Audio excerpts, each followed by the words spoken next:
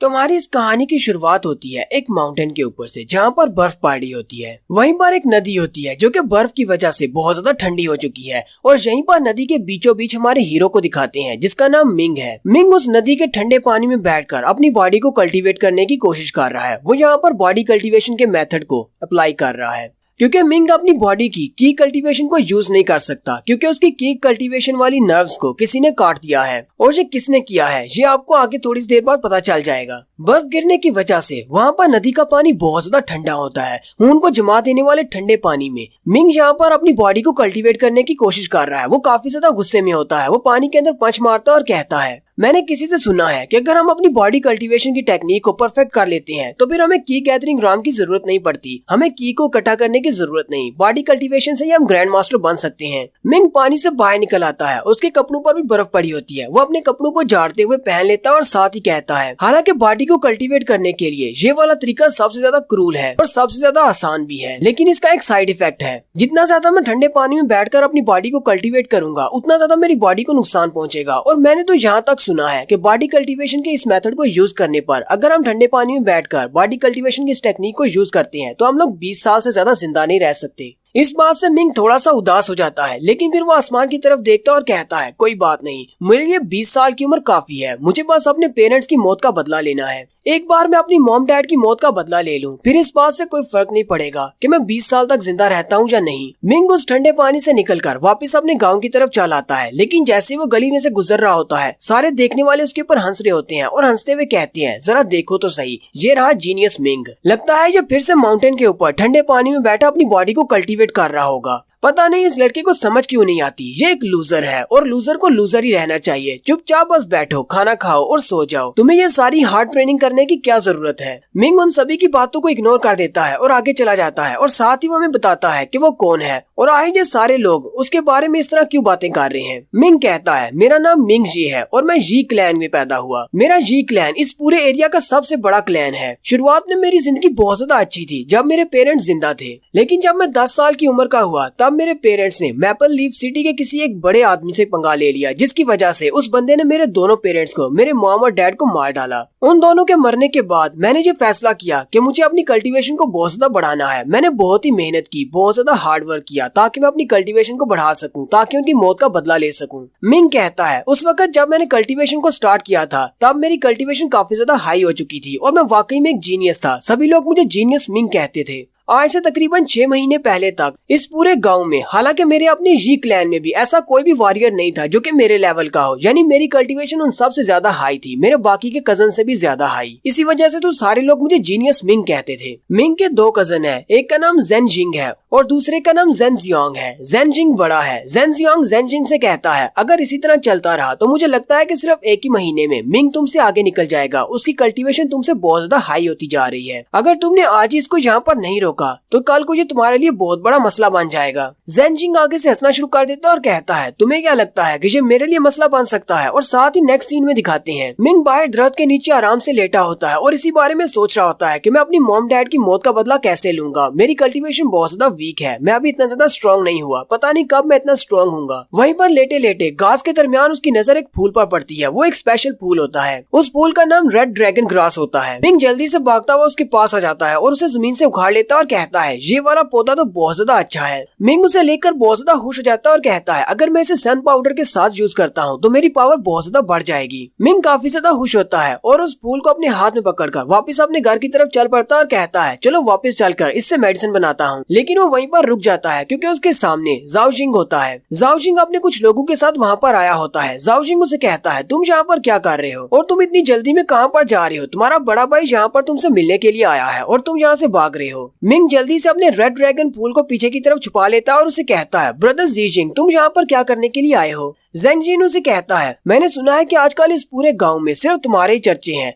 बहुत सारे लोग ये भी बातें कर रहे हैं कि सिर्फ 6 महीने के टाइम में तुम मुझे रिप्लेस कर दोगे, तुम तो मुझसे भी बड़े वॉरियर बन जाओगे क्योंकि तुम्हारी कल्टीवेशन दिन ब दिन हाई होती जा रही है। तो अब तो तुम ये भी कहोगे कि मुझे तुम्हारे रास्ते में नहीं आना चाहिए क्योंकि फ्यूचर में तुम एक बहुत बड़े स्टार बनने वाले हो। मिंग उसे कहता है, बड़े भाई ऐसी कोई बात नहीं है, मैं तुम्हारे साथ कभी भी कम्पीट नहीं करना चाहता, मैं तो बस अपनी स्ट्रेंथ को बढ़ा रहा हूँ ताकि अपने मॉम डैड की मौत का बदला ले सकूं। जेंगजिन उठकर खड़ा हो जाता है और कहता है, चलो फिर ठीक है, मैं तुम्हारी हेल्प कर देता हूँ ताकि फ्यूचर में तुम कभी भी मुझसे कम्पीट न कर पाओ। वाओ। मिंग उसकी बात सुनकर बहुत ज्यादा हैरान हो जाता है और कहता है ये तुम क्या करने वाले हो। और साथ ही ज़ेंग जिन अपने लोगों से कहता है जल्दी से आगे बढ़ो और इस लड़के को इतना मारो कि इसकी सारी नर्व्स को काट दो ताकि ये फ्यूचर में कभी भी अपनी बॉडी को कल्टीवेट ना कर सके। और फिर वो सारे लोग आगे बढ़ते हैं और यहीं पर दिखाते हैं कि उसके ऊपर कोई अटैक करता है जिसकी वजह से मिंग की सारी मेरिडियंस कट जाती हैं। अब मिंग फ्यूचर में कभी भी अपनी बॉडी में की को कल्टीवेट नहीं कर पाएगा। और यहीं पर हमारी स्टोरी फिर से प्रेजेंट में आ जाती है। मिंग कहता है ज़ेंग जी तुम बहुत ज्यादा बुरे हो, तुमने मेरी मेरिडियंस को काट दिया ताकि मैं कभी भी की को कल्टीवेट न कर सकूं और साथ ही तुमने मेरे रेड ड्रैगन फ्लावर को भी चोरी कर लिया। सिर्फ तुम्हारी वजह से अब मुझे इस तरह के बॉडी कल्टीवेशन मेथड्स को यूज करना पड़ रहा है ताकि मैं अपनी स्ट्रेंथ को बढ़ा सकूं। मिंग काफी ज्यादा गुस्सा हो जाता है और कहता है ज़ेंग जिन मैं इस बात को कभी भी नहीं भूलूंगा, मैं तुमसे भी इस बात का बदला लूंगा। नेक्स्ट सीन जी मैंशन का दिखाया जाता है। जी मैंशन तो काफी ज्यादा बड़ा होता है लेकिन हमारा हीरो मिंग जी मैंशन में नहीं रहता। जी मैंशन के साथ में एक छोटा सा कॉटेज होता है, वहाँ पर हमारा हीरो रहता है और यहीं पर इसके सेकंड कजन की एंट्री होती है जो कि एक नौकर के साथ आता है और ये नौकर ज़ेंग जिन का है। वो नौकर आते ही दरवाजे के ऊपर किक मारता है और दरवाजा खोल देता है और वो दोनों अंदर आ जाते हैं जबकि मिंग भी घर के अंदर ही बैठा होता है। उन दोनों को यहाँ पर देखकर काफी ज्यादा हैरान हो जाता है। ज़ेंग जियांग उसे कहता है हेलो मेरे लिटिल ब्रदर, या फिर मैं तुम्हें जीनियस मिंग कहूँ। तुम्हारी बॉडी और तुम्हारे कपड़ों को देखकर तो लगता है जैसे तुम फिर से उस ठंडे पानी में बैठकर अपनी बॉडी को कल्टीवेट कर रहे थे। तुम्हारे लिए तो मुझे बहुत ही बुरा लगता है। जियांग हंसते हुए उससे कहता है तुम्हें अपने बारे में पता होना चाहिए, तुम्हें ये सब कुछ पता होना चाहिए कि कचरा हमेशा कचरा ही रहता है, कभी भी वो टॉप पर नहीं आ सकता। जैसे एक जूता जो कि हमेशा पाँव में रहता है उसे कभी सर पे नहीं रखा जाता। जियांग के साथ उसका जो नौकर होता है वो भी काफी बड़ा कमीना होता है। उसने अपने हाथ में एक बाउल पकड़ा होता है जिसके अंदर एक मछली रखी होती है और वो बहुत ही बासी और सड़ी सी मछली होती है। यानी कि वो लोग अपना खाना खाने के बाद जो भी बचा हुआ खाना होता है वो सारा उस बाउल के अंदर रखकर उसके पास ले आते हैं। जियांग उसे कहता है तुम्हारे खाने का वक्त हो गया, कचरे के लिए कचरा लेकर आए हैं, जल्दी से खा लो। नौकर उसे कहता है चलो जल्दी से खा लो, मुझे बाद में बर्तन भी धोने हैं। उस नौकर का नाम सैनर हु होता है। मिंग उसे कहता है सैनर क्या ये तुम्हारा आइडिया था कि मुझे बचे कुचे खाने और इस तरह के बासी खाने देने का? सैनर उसे कहता है तो क्या अगर मेरा आइडिया था तो क्या तुम मुझे मारोगे? मिंग आगे बढ़ता है और उस बाउल को उठा लेता है और साथ ही उसके मुंह पर दे पटक मारता है क्योंकि उस बाउल के अंदर मछली रखी हुई थी। मछली के बहुत सारे कांटे उस बेचारे के चेहरे में धंस जाते हैं और वो चिल्लाना शुरू कर देता है। इस बात से सैनर काफी ज्यादा गुस्से में होता है और वो अपनी पाम टेक्निक को यूज करते हुए मिंग पर अटैक करने लगता है, लेकिन मिंग जल्दी से साइड पर हो जाता है और साथ ही अपना घुटना उसके अंडों पर मारता है जिससे उसके अंडे फूट जाते हैं। मिंग गुस्से के साथ उससे कहता है दोबारा अगर कभी तुम इस तरह का बचा कुचा खाना मेरे लिए लेकर आए तो फिर मैं तुम्हें नहीं छोड़ूंगा, इस बार तो मैं तुम्हें छोड़ देता हूँ। जियांग चिल्लाते हुए मिंग से कहता है तुम्हारी हिम्मत कैसे हुई कि मेरे सामने हमारे नौकर पर तुमने अटैक किया?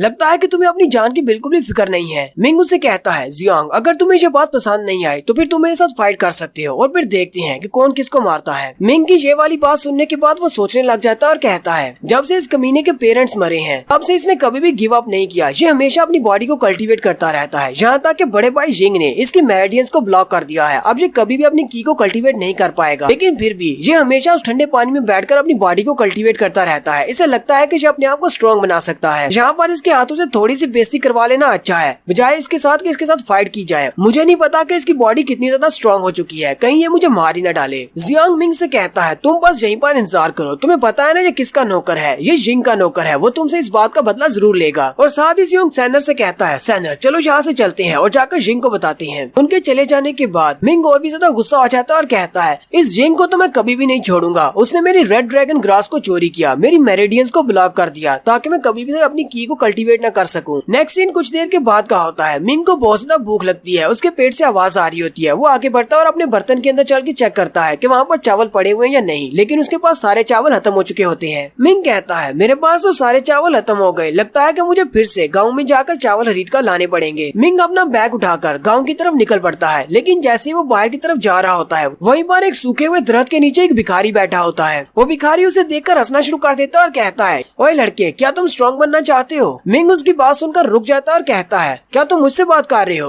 वो भिखारी उसे कहता है हाँ मैं तुम्ही से बात कर रहा हूँ, यहाँ पर तुम्हारे अलावा और कौन है? मुझे तुम्हारी बॉडी से बहुत ज्यादा नफरत महसूस हो रही है, जैसे कि तुम किसी से बदला लेना चाहती हो। मैं तुम्हें इतना ज्यादा स्ट्रॉन्ग बना सकता हूँ कि तुम किसी से बदला ले सकते हो। मिंग उसकी बात सुनने के बाद हंसना शुरू कर देता है और कहता है अगर तुम वाकई में ऐसा कर सकते हो तो तुम यहाँ पर भीख क्यों मांग रहे हो, जाओ जाकर अपने लिए कुछ कर लो। और भिखारी आगे से हंसना शुरू कर देता है और कहता है बच्चे तुझे समझ नहीं आ रही, ये मेरी हॉबी है, मुझे भीख मांगने का शौक है, लेकिन तुम्हारे तुम्हारे जैसे नौजवान लड़के जिसके मेरिडियंस को किसी ने काट दिया हुआ है, जो कि अपनी की को गैदर नहीं कर सकता, वो आज न कल मेरी तरह भीख ही मांगेगा। मिंग भी उसकी बात सुनकर काफी ज्यादा हैरान हो जाता है और कहता है, इसे मेरे बारे में कैसे पता है कि मेरी मेरिडियंस को कट कर दिया गया है? कहीं ये मांगने वाला वाकई में कोई महान मास्टर तो नहीं है जो कि यहाँ पर भिखारी के रूप में आया है। वो भिखारी मिंग से कहता है, आज रात जब चांद आसमान पर चमकेगा, सबसे ऊंची वाली पहाड़ी के ऊपर आ जाना, मैं तुम्हें वहीं पर मिलूंगा और साथ ही मैं तुम्हें बताऊंगा कि तुम्हारी किस्मत में क्या लिखा हुआ है। नेक्स्ट सीन रात के वक्त का होता है। रात के वक्त आसमान पर चांद निकल आता है। मिंग अपने ही कॉटेज में लेटा होता है और वो सोच रहा होता है, अब मैं क्या करूं? क्या मुझे उस भिखारी पर यकीन करना चाहिए? वैसे भी मेरे पास खोने को कुछ भी नहीं है। अगर मैं उसकी बात मानकर वहाँ पर चला जाता हूँ तो क्या होगा? चलो देखते हैं। मिंग अपने कॉटेज से बाहर चला जाता है। वो पहाड़ी की तरफ जा रहा होता है तो रास्ते में उसे वो भिखारी मिलता है। वो कहता है, तो तुम आ गए, चलो मेरे साथ आओ। भिखारी आगे आगे चलना शुरू कर देता है। वो दोनों जंगल के रास्ते से पहाड़ों की तरफ जा रहे होते हैं। मिंग उसे कहता है, हम लोग कहाँ पर जा रहे हैं? यहाँ पर तो बहुत ज्यादा ठंड है, तुम मुझे कहाँ पर लेकर जा रहे हो? भिखारी उसे कहता है, अपनी बकवास बंद करो, कितनी देर से बातें कर रहे हो, चलो चुपचाप मेरे साथ आओ। फिर वो दोनों चलते चलते एक पहाड़ी के पास पहुँचते हैं और उसके टॉप के ऊपर चले जाते हैं। भिखारी उसे कहता है, चलो जल्दी से यहाँ पर बैठ जाओ। मिंग वहाँ पर जाकर बैठ जाता है। भिखारी उसे कहता है, मुझे पता चला है कि तुम्हारी मेरिडियंस को कट करने से पहले तुम्हारी बॉडी में बहुत ज्यादा कल्टीवेशन थी। मिंग उसे कहता है, अच्छा ठीक है, तुमने कहा था कि तुम मेरी किस्मत का हाल भी बताने वाले हो, चलो मुझे जल्दी से बताओ कि मेरी किस्मत में क्या लिखा है। भिखारी आगे से हंसना शुरू कर देता है और कहता है, तुम्हारी किस्मत में बहुत कुछ लिखा हुआ है। तुम्हारी किस्मत में लिखा है कि तुम्हारी ये वाली जो बॉडी है ये इस पूरी दुनिया पर राज करेगी। और साथ ही वो अपने हाथों पर अपनी की पावर को रिलीज करते हुए उसके माथे की तरफ अपने हाथों को करता है और उसके ऊपर एक स्पेल कास्ट कर देता है। जैसे वो मिंग के ऊपर एक स्पेल कास्ट करता है, मिंग की बॉडी वहीं पर हैंग हो जाती है, यानी कि वो अपनी बॉडी को मूव नहीं कर पाता।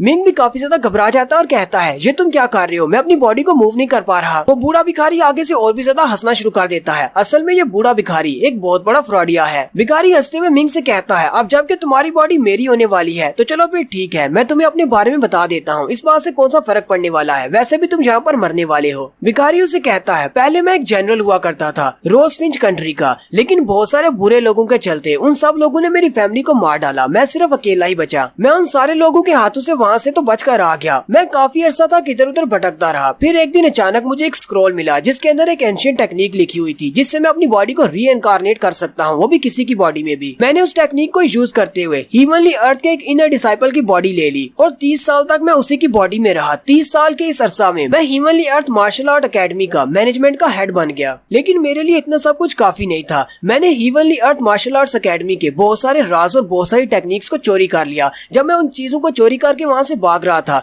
वहाँ के कुछ सेंट लेवल के मार्शल आर्टिस्ट मेरे पीछे लग गए। मैंने उन सब से अपनी जान बचाकर भागने की कोशिश की, लेकिन मैं काफी ज्यादा जख्मी हो चुका था क्योंकि उन सेंट लेवल के मार्शल आर्टिस्ट ने मेरे ऊपर अटैक किया था। वहाँ से भागते हुए रास्ते में मुझे एक भिखारी की बॉडी नजर आई जो कि मरने की स्टेज पर था क्योंकि वो बहुत ज्यादा भूखा था, लेकिन मेरे पास और कोई रास्ता नहीं था। मैंने अपनी बॉडी को दोबारा से रीइनकार्नेट कर लिया और उसी भिखारी की बॉडी में चला गया और तब से मैं इंतजार कर रहा हूँ कि कभी मुझे कोई अच्छी बॉडी मिलेगी और फिर मेरी नजर तुम पर पड़ी। तुम्हारी बॉडी काफी ज्यादा अच्छी है। मिंग उसे कहता है, लेकिन मैं तुम्हें बता दूं, मेरी बॉडी तुम्हारे किसी भी काम नहीं आएगी। मेरी तो मेरिडियंस को कट कर दिया गया है, मैं तो की को भी गैदर नहीं कर सकता। भिखारी उसे कहता है, इसे बार बार अपनी बॉडी कहना बंद करो, अब ये बॉडी मेरी होने वाली है और वो भी बहुत जल्दी। और साथ ही वो अपने पास एक छोटी सी बॉटल निकालता है और कहता है, इस बॉटल के अंदर एक पिल रखी हुई है जिसको ब्लेसिंग पिल कहते हैं। उस स्पेशल पिल को खाने से हम लोग अपनी की कल्टीवेशन को दोबारा से बहाल कर सकते हैं, यानी कि हमारी मेरिडियंस फिर से रन हो जाएंगी। ये पिल वाकई में बहुत ज्यादा इफेक्टिव है। एक बार मैंने तुम्हारी बॉडी में आने के बाद इस पिल को खा लिया तो तुम्हारी बॉडी मेरे लिए सबसे ज्यादा पावरफुल बॉडी साबित होगी और अगले कई सालों तक मुझे नई बॉडी की जरूरत नहीं पड़ेगी। मिंग उसे कहता है, लेकिन एक ना एक दिन तुमने जो कुछ भी किया है इस सब का तुम्हें हिसाब चुकाना होगा, तुम मेरे साथ ऐसा नहीं कर सकते। भिखारी उसे कहता है, तुम्हें किसने कहा कि मुझे इस सब का हिसाब चुकाना पड़ेगा? इस कंट्री में वीक के लिए कोई भी जगह नहीं है। वीक को हमेशा कचरा और लूजर समझा जाता है। सिर्फ स्ट्रॉन्ग ही सर्वाइव कर पाते हैं क्योंकि तुम बहुत ज्यादा वीक हो, इसी वजह से तुम्हारे साथ ये सब कुछ हो रहा है। मैं अपने आप को ब्लेम करना चाहिए। भिखारी उस पिल को अपने हाथ पर निकालता और कहता है, तुम इस पिल को डायरेक्टली अपने मुंह से नहीं खा सकते। मुझे इस पिल को तुम्हारी बॉडी के अंदर, तुम्हारे दिल के अंदर रखना होगा, लेकिन तुम्हें डरने की जरूरत नहीं है, तुम इससे मरोगे नहीं। मिंग आगे से चिल्लाना शुरू कर देता और कहता है, अपनी बकवास बंद करो, तुम मेरे दिल के अंदर एक पिल रखने की बात कर रहे हो। तुम्हें लगता है कि मेरी बॉडी को ओपन करने के बाद मेरे दिल के अंदर पिल रखने से मैं बच जाऊंगा? मुझे अभी छोड़ दो वरना तुम सीधे जहन्नुम में जाओगे। तुम बहुत ही बुरे और ईवल हो। मिंग क्योंकि वहाँ पर बैठा हुआ अपनी बॉडी को मूव नहीं कर सकता, वो भिखारी अपने हाथ पर अपनी की पावर को रिलीज करता है और साथ ही अपनी पाम टेक्निक को यूज करते हुए उसकी चेस्ट के ऊपर अपना हाथ लगाता है। जैसे वो उसकी चेस्ट के ऊपर अपनी की पावर को रिलीज करता है, वहाँ पर एक जबरदस्त की पावर निकलती है और इसी वक्त मिंग के हार्ट के अंदर दिखाते हैं। वो पिल उसके हार्ट के अंदर चली जाती है। वो स्पेशल पिल जिसका नाम ब्लेसिंग ब्लेसिंग पिल है उसके अंदर बहुत सारे डेवल्स की आत्माएं हैं। वो सारी आत्माएं भी उसकी बॉडी के अंदर चली जाती हैं। भिखारी की उस पिल को उसकी बॉडी के अंदर प्लांट करने के बाद मिंग बेहोश हो जाता है। भिखारी कहता है मेरा पहले वाला स्टेप तो काम कर गया, अब सेकंड स्टेप की बारी है। भिखारी हंसते हुए आगे बढ़ता है और उसके माथे पर उंगली लगाते हुए कहता है चलो फिर करते हैं, और साथ ही भिखारी की बॉडी नीचे गिर जाती है, यानी कि भिखारी की सोल जो होती है वो मिंग की बॉडी के अंदर चली जाती है। और थोड़ी देर के बाद मिंग अपनी आंखें खोलता है। मिंग कहो या फिर भिखारी कहो, वो अपनी आंखें खोलता है। भिखारी अपने हाथ की तरफ देखता है और कहता है ये वाली बॉडी तो उस भिखारी की बॉडी से बहुत ज्यादा अच्छी है। भिखारी आगे बढ़ता है और उस मरे हुए भिखारी की बॉडी से कुछ चीज निकालने लगता है, लेकिन उसी वक्त उसका हाथ रुक जाता है। वो कहता है लगता है कि इस लड़के का रिजॉल्व बहुत ज्यादा पावरफुल है, मैं इसको शॉर्ट टाइम में इसकी सोल को डिस्ट्रॉय नहीं कर पाऊंगा। मुझे लगता है कि इसकी सोल के ऊपर मुकम्मल तौर पर हावी होना काफी ज्यादा मुश्किल हो सकता है। मिंग कहता है मेरे पास बहुत सारा टाइम होने वाला है, सबसे पहले मुझे अपने उस गोल्डन ट्रेजर को अपनी बॉडी के ऊपर लगाना है। वो उस मरे हुए भिखारी की बॉडी से एक गोल्डन क्लोक को निकालता है और कहता है ये वो स्पेशल खजाना है जो मैं चोरी करके लाया हूँ। वो उस क्लोक को अपने हाथ के ऊपर रखता है और साथ ही उस क्लोक के ऊपर अपना ब्लड डालता है ताकि वो उसको अपना मास्टर मान ले, और साथ ही वो भिखारी उस क्लोक को पहन लेता है। उसका नाम डिवाइन गोल्डन क्लोक होता है और वो काफी ज्यादा पावरफुल होता है। भिखारी काफी ज्यादा खुश हो जाता है और कहता है ये तो वाकई में एक डिवाइन वेपन है और ये बहुत ज्यादा पावरफुल है, अब मेरा मुकाबला कोई भी नहीं कर पाएगा। भिखारी कहता है मैंने 30 साल अपने जाया किए हैं सिर्फ इस चीज को चोरी करने के लिए, आज फाइनली मैंने इस चीज को पहन लिया है। लेकिन यहीं पर सब कुछ उल्टा पुल्टा हो जाता है, क्योंकि यहाँ पर किसी तीसरे बंदे की आवाज आती है जो कि एक फेरी होती है जो इस डिवाइन वेपन की गार्डियन है, और वो कह रही होती है कि ब्लड सैक्रिफाइस बिल्कुल परफेक्ट रहा है, हमारे इस डिवाइन क्लोक को उसका नया मास्टर मिल चुका है। भिखारी उसे कहता है आज ये आवाज किसकी है, क्या तुम इस क्लोक की फेरी गाइड हो? लेकिन वो फेरी गाइड कहती है मास्टर मिंग की बॉडी के अंदर एक एक्सटर्नल सोल है, इसे अभी अभी डिस्ट्रॉय करना होगा वरना ये मास्टर मिंग की सोल को डिस्ट्रॉय कर देगी। भिखारी चिल्लाना शुरू कर देता है और कहता है कहीं तुम पागल तो नहीं हो गई, मैंने तुम्हें पहना है तो मास्टर तुम्हारा मैं हूँ, मिंग नहीं। वो फेरी गाइड उसे कहती है लेकिन इस क्लोक के ऊपर जिसने अपना ब्लड डाला है मेरा मास्टर वो है, यानी कि मेरा मास्टर मिंग है, तुम नहीं। भिखारी आगे से चिल्लाना शुरू कर देता है और कहता है मुझे 30 साल लगे हैं इस क्लोक को चोरी करने में, तुम मुझे इस तरह से मार नहीं सकती। और साथ ही मिंग की बॉडी के अंदर से एक जबरदस्त एनर्जी निकलती है। वो फेरी गाइड उस भिखारी की सोल को खत्म कर देती है, डिस्ट्रॉय कर देती है। वो भिखारी जहाँ पर मर जाता है। भिखारी की सोल के डिस्ट्रॉय होने के बाद मिंग वहीं पर बेहोश होकर गिर जाता है। थोड़ी देर के बाद मिंग को होश आती है। मिंग उठकर बैठ जाता है और कहता है इस भिखारी ने तो मेरी बॉडी ले ली थी, लेकिन मैं फिर से अपनी बॉडी के अंदर कैसे हूँ, ये कैसे हो सकता है? मिंग को उसी फेरी गाइड की आवाज आती है। वो उसे कहती है मास्टर। मिंग उसे कहता है कौन है यहाँ पर, कौन मुझे मास्टर कह रहा है? इसी वक्त मिंग के सामने एक छोटी सी फेरी आती है और उसे कहती है मास्टर तुम्हें घबराने की जरूरत नहीं है, मैं इस डिवाइन क्लोक की फेरी गाइड हूँ और मेरा नाम बिमिंग है। बिमिंग उसे कहती है जितने भी इस तरह के डिवाइन वेपन्स हैं उन सभी के साथ इस तरह की एक फेरी गाइड होती है जो कि अपने मास्टर के लिए बहुत ही यूजफुल साबित हो सकती है, इसलिए मैं इस डिवाइन क्लोक की फेरी गाइड हूँ। मिंग उससे पूछता है बिमिंग क्या तुम्हें पता है कि वो बुरा आदमी कहाँ पर चला गया जिसने मेरी बॉडी ले ली थी? बिमिंग उसे कहती है उसकी सोल को तो मैंने डिस्ट्रॉय कर दिया, हालांकि उसने इस डिवाइन क्लोक को आपकी बॉडी के साथ अटैच किया था, लेकिन उसे ये नहीं पता था कि इसके अंदर एक स्पिरिट हो सकती है जो कि उसकी बॉडी को भी डिस्ट्रॉय कर सकती है। मिंग अपने उस डिवाइन क्लोक को देखकर काफी ज्यादा खुश होता है और कहता है अब मेरे हाथ में एक हीवनली ट्रेजर लग गया है, क्या मैं इसे वाकई में रख सकता हूँ, क्या मैं इसका मास्टर हूँ? बिमिंग उसे इस गोल्डन क्लोक के बारे में बताती है कि इस गोल्डन क्लोक को हमारे पैट्रियार्च ने बनाया है जिसको स्काई रोमर भी कहते हैं, और वो बहुत ज्यादा पावरफुल है। और इस क्लोक को वक्त की शुरुआत से पहले बनाया गया था जब इंसानों को भी बनाया भी नहीं गया था। जब वो इस क्लोक को बना रहा था तो उसने मार्शल आर्ट्स के डीएटी यानी मार्शल आर्ट्स के गॉड की कोर को इसमें यूज किया था, और इसके अलावा उसने इस क्लोक को बनाने में बहुत कुछ डाला था। ये सब कुछ डाल लेने के बाद वो 3 बड़ी दुनियाओं में गया जहाँ से उसने 49 किस्म के अलग अलग सब्सटेंसेस को ढूंढा, और वो सारी चीजें ही डिवाइन वेपन्स थे, उन सब को भी उसने इस क्लोक के अंदर शामिल कर दिया। उसे इस क्लोक को बनाने में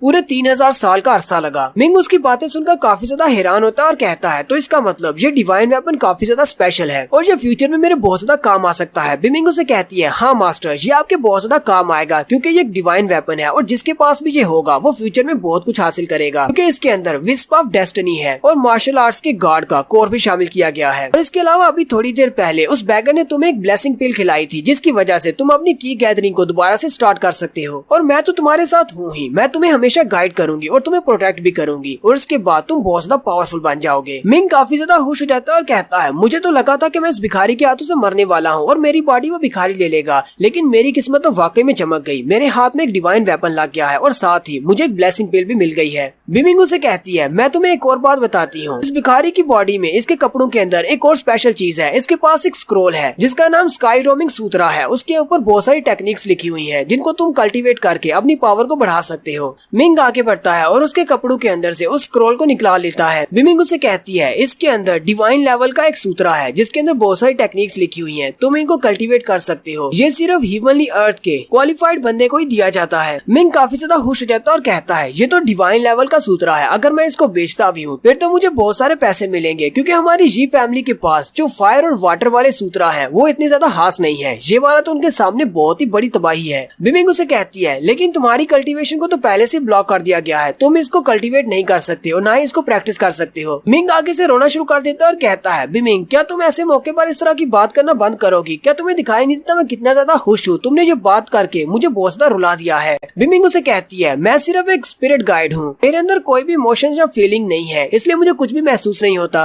मिंग कहता है, अगर मैं इसको यूज नहीं कर सकता, मैं इसको प्रैक्टिस नहीं कर सकता, चलो फिर ठीक है, मैं इसको बाजार में जाकर बेच देता हूँ, इससे मुझे बहुत सारे पैसे मिलेंगे, क्योंकि मेरे पास खाने को कुछ भी नहीं है। बिमिंग उसे कहती है, मास्टर लेकिन तुम इसको यूज कर सकते हो, क्योंकि मैं अपनी पावर्स को यूज करते हुए हमारी कटी हुई मेरिडियंस को फिर से ठीक कर सकती हूँ। तुम की को गैदर कर सकते हो और साथ ही ठंडे पानी में बैठने की वजह से तुम्हारी बॉडी को जितना भी नुकसान पहुंचा है मैं उस सबको भी हील कर सकती हूँ। बिमिंग गुस्सा हो जाता है और चिल्लाकर उसे कहता है, ये सारी बातें तुम मुझे पहले नहीं बता सकती थी, तुम्हारी वजह से मुझे कितना ज्यादा रोना पड़ा, और ऊपर से बार बार मुझे मास्टर कहना बंद करो। क्या तुम मुझे मेरे नाम से नहीं बुला सकती? तुम मुझे मिंग कहा करो। बिमिंग उसे कहती है, मैं तो सिर्फ एक फेरी गाइड हूँ, मेरे अंदर कोई भी फीलिंग्स नहीं है, मुझे नहीं पता कि लोगों को उसके नाम से कैसे पुकारते हैं। मिंग उसे कहता है, मैं तुम्हें जो भी कहूंगा तुम आगे से यही बहाना बनाओगी, चलो फिर ठीक है, जो मर्जी करती रहो। मिंग उसे कहता है, चलो छोड़ो ये सारी बातें, जल्दी से मेरी मेरिडियंस को फिक्स कर दो ताकि मैं की को गैदर कर सकूं। अब मुझे बताओ मुझे क्या करना है। बिमिंग उसे कहती है, यहाँ पर नीचे लेट जाओ। मिंग वहीं पर जमीन के ऊपर लेट जाता है। बिमिंग उसे कहती है, तुम बस रिलैक्स करो, बाकी का सारा काम मेरा है, और साथ ही वो उसके माथे के ऊपर आकर बैठ जाती है। मिंग चिल्लाना शुरू कर देता है और कहता है, क्या तुम अपनी तशरीफ को मेरे चेहरे के ऊपर से हटाओगी? बिमिंग उसे कहती है, लेकिन क्यों? मिंग उसे कहता है, कोई भी ऐसा नहीं चाहता कि कोई दूसरा अपनी तशरीफ को उठाकर उसके चेहरे पर रख दे। बिमिंग उसे कहती है, मैं तो सिर्फ एक फेरी गाइड हूँ, मुझे नहीं पता, मेरे अंदर कोई भी फीलिंग्स नहीं है, मुझे कुछ भी महसूस नहीं होता, तो मैं यहाँ पर बैठ सकती हूँ।